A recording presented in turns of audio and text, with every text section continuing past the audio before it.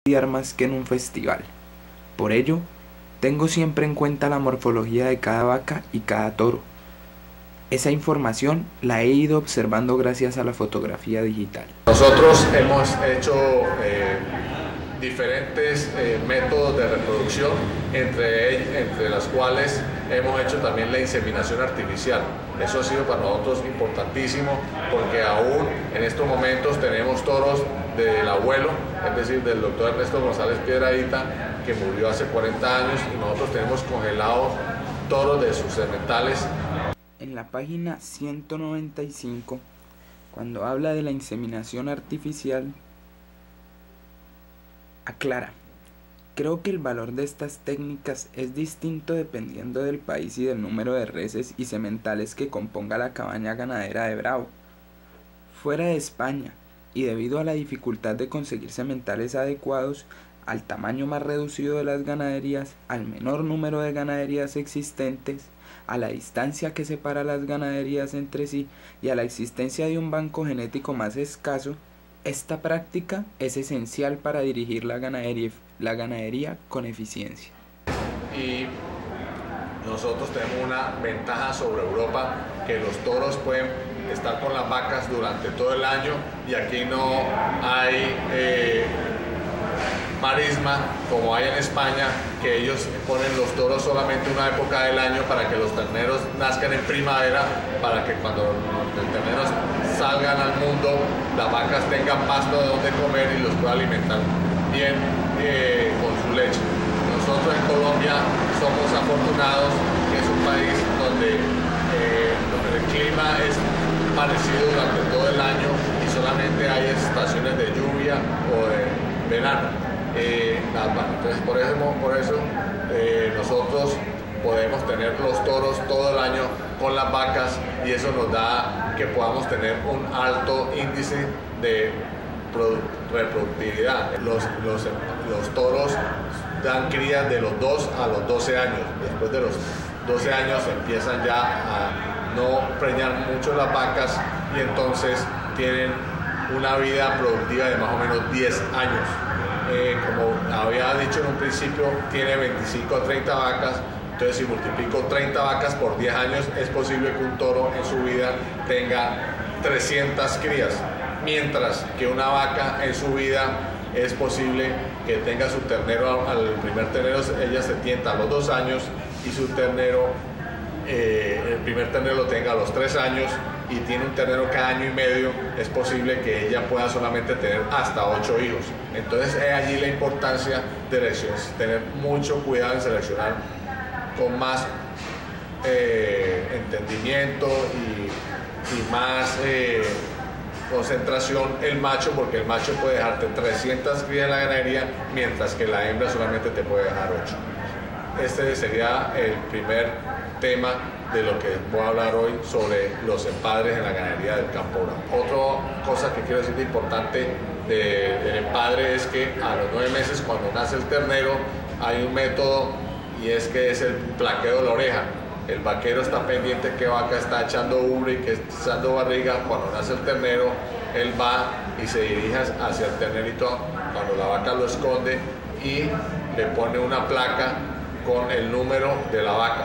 Esto es para identificarlo hasta que el ternero cumpla de 8 a 10 meses y se llega a los corrales, y en ese momento se le pone el hierro para su identificación futura. O sea, es como en el momento que se le da la cédula a un ser humano, en el momento que se le pone el hierro en el costado izquierdo. Bueno, este es un video bien interesante, y pues obviamente no hay necesidad de aclararle a los señores televidentes y aficionados que hemos visto una serie de ganaderías de España como fondo, porque el material con el video de Salento solamente lo tendremos para la semana entrante, cuando va a haber un tentadero, y podremos presentarlo con esas tomas. Pero realmente, ¿cuál es su comentario, José Guillermo, sobre la explicación y la disertación que hizo Antonio José González?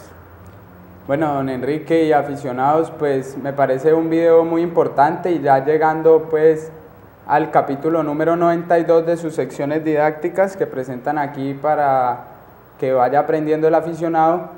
Primero que todo, pues estábamos viendo la palabra de la tercera generación del ganadero de Salento. La primera generación fue su abuelo, que él no nombra ahí, Ernesto González Piedradita con las Mercedes. Luego siguieron sus dos hijos, Ernesto González Caicedo, que tiene su finca en la hacienda Santa Teresa, y su hermano Tuco González, Antonio González, que tiene la finca en Salento, y su hijo, pues, la tercera generación de ganaderos, fue el que nos dio esta charla especialmente sobre el empadre. Como explicábamos ahí, un aspecto muy importante en la finca, como lo dijo el ganadero, porque es que juegan al papel de ser Dios, de crear algo único e irrepetible y además algo muy complicado, porque es, primero que todo, pues algo que no sale muy claro ahí es que la genética en el toro bravo es algo muy complicado, algo donde no todo se hereda como nosotros. Y un ejemplo que me puso el doctor Ernesto González Caicedo fue que no porque mi mamá y mi papá sean inteligentes yo tengo que ser inteligente. Entonces pasa lo mismo en el toro y hay que tener en cuenta también las hechuras en nuestro país para ir a plazas de primera como son pues Bogotá, Cali, Medellín y Manizales, que es donde presentan sus toros la familia González Rincón. Asimismo pues vemos que está asegurado en la familia González el futuro de la fiesta brava, ya que tienen a su hijo Antonio José, el tercer Antonio, que es el hijo de Antonio, el que nos acaba de hablar, González Rincón, ya muy comprometido con la finca y muy en el papel de ganadero. Ese muchacho lo vimos nacer y realmente se ha ido formando y ya es un hombre muy alto, muy joven obviamente, pero si coge la ruta de su abuelo y de su bisabuelo, porque el doctor Néstor González Piedradita sería el bisabuelo. Puede llegar y continuar la tarea que han hecho Antonio José padre y Antonio José y Mauricio González Rincón. Sí, sí señor. Asimismo pues el video explicaba claramente la importancia para los ganaderos de América, de acá del otro lado del Atlántico, como decimos, de la inseminación artificial, don Enrique, porque la inseminación artificial para los españoles vendría siendo muy costosa, pero para los americanos es algo muy importante porque pueden tener, gracias pues no tanto gracias, sino que por el problema de que acá no hay tantos sementales ni tanto toro como hay en España, entonces es muy importante tener por lo menos los sementales o los toros que han tenido una gran nota, así sea en el banco de semen, que ya por ejemplo el doctor Jerónimo Pimentel acá en Bogotá en su ganadería El Paraíso tiene uno de los bancos más importantes, que trajo toros muy importantes de España para poderlos vender acá.